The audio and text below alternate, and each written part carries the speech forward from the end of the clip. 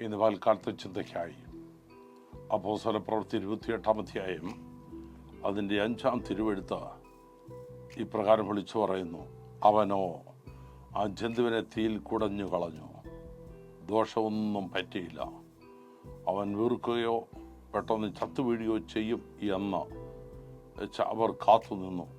വളരെ നേരം കാത്തു നിന്നിട്ടും അവൻ ആപത്തൊന്നും ഭവിക്കുന്നില്ല എന്ന് കണ്ട് മനസ്സ് മാറി അവൻ ഒരു ദേവൻ എന്ന് പറയുവാൻ തക്കോണമിടിയായി തുറന്നു.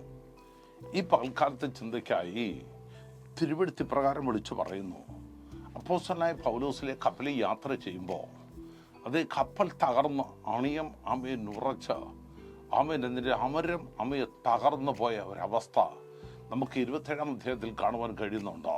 അങ്ങനെ കപ്പൽ ഛേദനം കൊണ്ട് ആമൻ രക്ഷപ്പെട്ടോ, അവൻ പെട്ടെന്ന് രക്ഷപ്പെട്ടോ അവൻ മെലിത്യ എന്ന ആമി പട്ടണത്തിൽ ബർബർമാർ ഇടയിലേക്ക് ഈ പൗലോസിലെയും തൻ്റെ സ്നേഹിതന്മാരും കടന്നെല്ലാം ഇടിയെ തുറന്നപ്പോൾ അവൻ പട്ടണവാസികൾ മുഴുവൻ തീ കാഞ്ഞുകൊണ്ടിരിക്കുന്ന സമയത്ത് പൗലോസിലെ പെട്ടെന്ന് ചെന്ന് കുറെ വിറവ് പിറക്കിക്കൊണ്ട് വന്ന് താൻ തീയിലേക്ക് ഇടാൻ തുടങ്ങി. അപ്പൊ പെട്ടെന്ന് ഈ വിറകിനകത്തു നിന്നോ ഒരണലി തൻ്റെ കൈമേലങ്ങ് ചുറ്റി. അപ്പൊ ആ പട്ടണവാസികൾ മുഴുവൻ കരുതി ഈ ജന്തു അവനെ കടിച്ചട്ടോ അവൻ പെട്ടെന്ന് മരണപ്പെടും എന്നവർ ചിന്തിച്ചു. ഹല്ലേലൂയ. അവൻ പൗലോസ് നമുക്കറിയാം എന്തിനാണ് അവിടെ ഈ തീക്കകത്ത് വിറവ് വീണ്ടും പിറക്കിയിട്ട് അത് തീ കൂട്ടാൻ തുടങ്ങിയത്. അപ്പം ഈ ദൈവമക്കളെ ഒന്ന് ചിന്തിച്ച് നോക്കുക. അവിടെ സ്വാഭാവികമായിട്ട് തീയുണ്ടോ, അതവർ കാഞ്ഞുകൊണ്ടിരിക്കുന്നു. പക്ഷെ പൗലോസ് കുറെ വിറകൂടെ പിറക്കി അതിനകത്ത് കൊണ്ടിടുകയാണ്. ആമേൻ. ഇന്ന് പകൽക്കാലം ഒന്ന് ചിന്തയിലേക്ക് വന്നാൽ നമ്മുടെ ആരാധനയുടെ തീ പോരാ. നമ്മുടെ ആരാധനയൊന്ന് വർദ്ധിക്കുവാൻ, അതുകൊണ്ടൊരു ദൈവവേദന ഒരിക്കലും എവിടെ ചെന്നാലും എന്ത് ചെയ്യത്തില്ല, അടങ്ങിയിരിക്കത്തില്ല. അവൻ ആരാധനയുടെ ആ ശക്തി തന്നോടൊന്ന് വെളിപ്പെടണമെന്ന് താൻ ആഗ്രഹിച്ചു.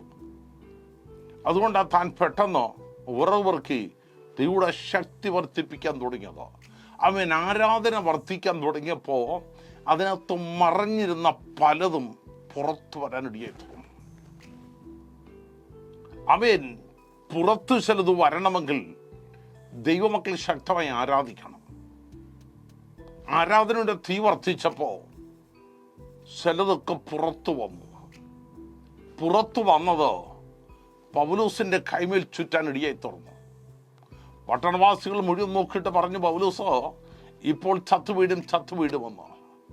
എന്നാൽ പൗലോസ് ദൈവത്തിന്റെ അപേക്ഷത്തനാ സ്വർഗത്തന ദൈവത്തിന് വേണ്ടി ദമസ്കോസിന്റെ പടിവാതിൽ ദൈവശബ്ദം കേട്ട് ഇറങ്ങിത്തിരിച്ചൊരു ഭക്തന്റെ ജീവിതത്തിൽ ഒരിക്കലും ദൈവനെ തകർത്തുകളെത്തുന്നൊരു ഉറപ്പ് തൻ്റെ പൗലോസിലെ ജീവിതത്തിൽ തനിക്കുള്ളത് കൊണ്ടാണ് അമ്മയെ താൻ ഒരു ഭയവും കൂടാതെ അതേ മുന്നോട്ട് പോകാൻ തക്കോണം വെടിയെ തുറന്നത്.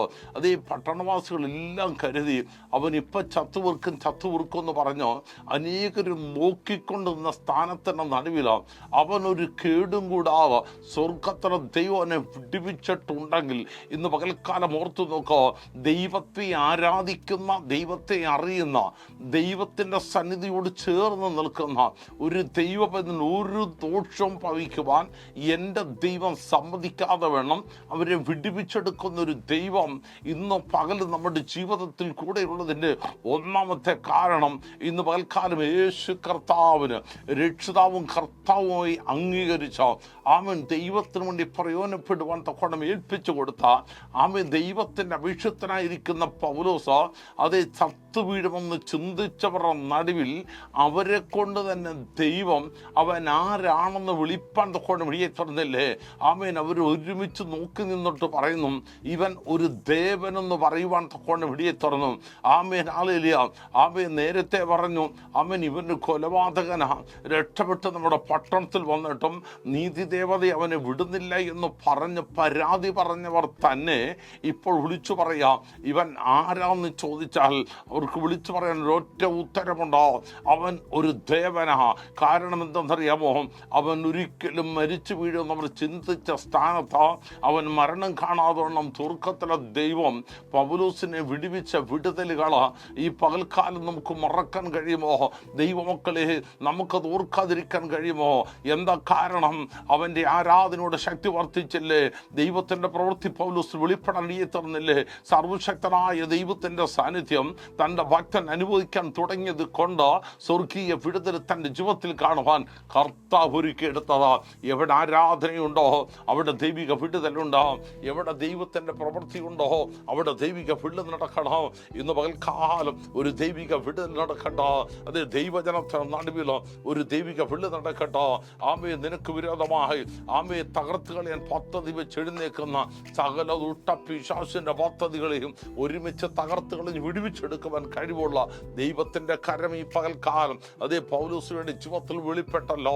തൻ്റെ ഭക്തനെ സൂക്ഷിച്ച ഒരു ദൈവമുള്ളത് കൊണ്ട് അന്നിറഞ്ഞത്തോട് സ്തോത്രം ചെയ്ത ഈ കഹാമേന് നീ നിമിഷം നമുക്ക് നമ്മെ തന്നെ ദൈവങ്ങളിലേക്ക് ഏൽപ്പിച്ചു കൊടുക്കാം. സർവകൃപാലുവേ കർത്താവ് ഈ വചന മുഖാന്തരം നിങ്ങൾ ഏവരെയും അനുഗ്രഹിക്കുമാറാട്ടെന്ന് പറഞ്ഞുകൊണ്ട് എൻ്റെ വാക്കുകൾക്ക് വിരാമം കുറിക്കുന്നു. ദൈവം നമ്മെ സഹായിക്കുമാറാകട്ടെ.